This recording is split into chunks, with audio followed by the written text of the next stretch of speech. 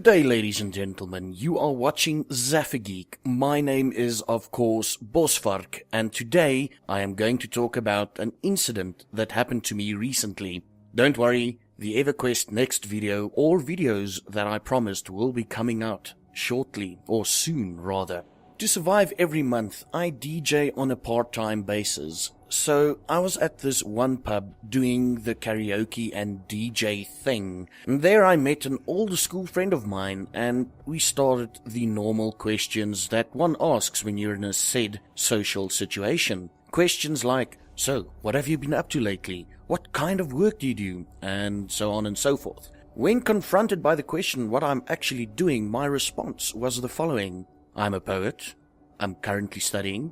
I do YouTube videos, and for some form of cash flow, I do the DJ thing. Then he asked whether or not I make money from the videos, and I told him, no, I don't. The obvious follow-up question to this was, why do I do it then? And in a sort of knee-jerk reaction, I told him, I love doing it, and that's where the conversation basically stopped. This got me to thinking about why I really do what I do on YouTube.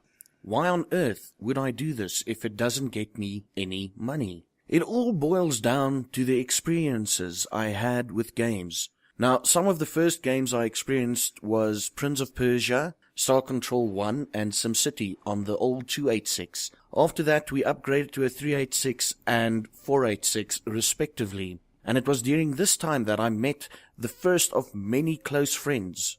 I spent my primary school years talking about Monkey Island 1 and 2, Mortal Kombat 1, Doom, Duke Nukem 3D, Wolfenstein, Dune, and the list goes on. I am very happy to say that out of that social group I've met two of my closest friends, and we are still friends today, 20 odd years later.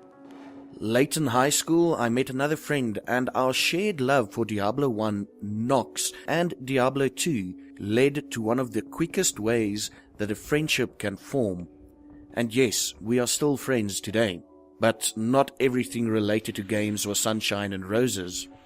Back in high school, we would have religious experts, quote-unquote, telling us how satanic games are, and being the rebellious kids that we were, those experts unintentionally made our love for games even stronger. We were the outcasts, so to speak, and we were proud of it. At the end of matric, my friend's dad died, and until this day, as far as my knowledge goes, he refuses to play or even finish Unreal 1, because that was the game that he played at that time. And now talking about relationships, when my relationships with girls ended, games got me through those times. Whenever someone died, whether it be someone I knew from school, family members or pets, games constantly supported me through these bad times. Now, with regards to online games, one event in particular comes to mind. I came back to EVE Online for the third time, and it so happens that we recruited a guy named Peter Serra in our corp. This guy loved all the intricacies and mechanics of EVE. He specialized in the industry aspect of the game. And thanks to him, I actually started an indie character, and he walked me through everything required to become a decent industrialist. We would spend hours talking about the game, about our religious views, my poetry, his family, our real-life friends and our jobs. But, unfortunately, 4 months later, the reality of a cruel, cruel South Africa would intrude on my EVE universe. Peter Serra was senselessly murdered at his workplace, and a short while after that, I stopped playing EVE Online. And I think his passing was one of the reasons that I stopped. But, on a lighter note, since then, I experienced the disappointment that is Diablo 3, the awesomeness of Torchlight 2, the weirdness of the Swapper, and I started following Total Biscuit, Jesse Cox, and Dodger on YouTube.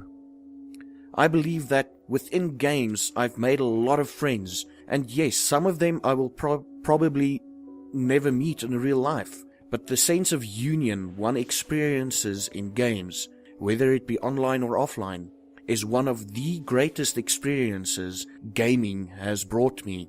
It is the only medium where, on the most basic level, we as players can choose between being the good guy or the bad guy or girl. So why do these videos? Well, it is my way of paying respect to the memories, adventures, and experiences that games has given me. And it is my honor to share these things with you, the viewer. And on that note, my name has been BosVark, and until next time, you should have a good one.